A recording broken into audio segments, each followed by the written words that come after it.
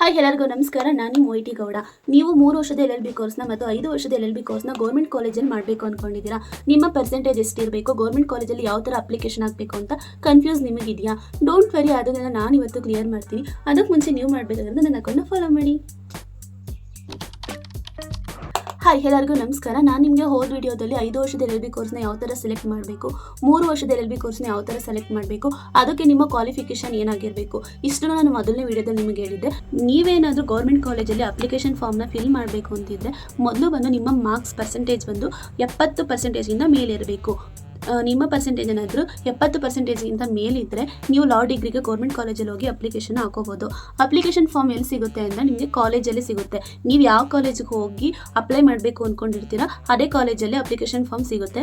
Government ಕಾಲೇಜಲ್ಲಿ ಯಾವುದೇ ರೀತಿ ಅಮೌಂಟ್ ಪೇ ಮಾಡಬೇಕಾಗಿರೋದಿಲ್ಲ ಆ ಅಪ್ಲಿಕೇಶನ್ ಫಾರ್ಮ್ಗೆ. ನೀವೇನಾದರೂ ಪ್ರೈವೇಟ್ ಕಾಲೇಜಲ್ಲಿ ಅಪ್ಲಿಕೇಶನ್ ಹಾಕ್ತೀರಾ ಅಂದರೆ ಪ್ರೈವೇಟ್ ಕಾಲೇಜಲ್ಲಿ ನಿಮಗೆ ಅಮೌಂಟ್ ಪೇ ಮಾಡಬೇಕಾಗುತ್ತೆ. ಅಂದರೆ ಅದು ಕಾಲೇಜ್ ಮೇಲೆ ಡಿಪೆಂಡ್ ಆಗಿರುತ್ತೆ.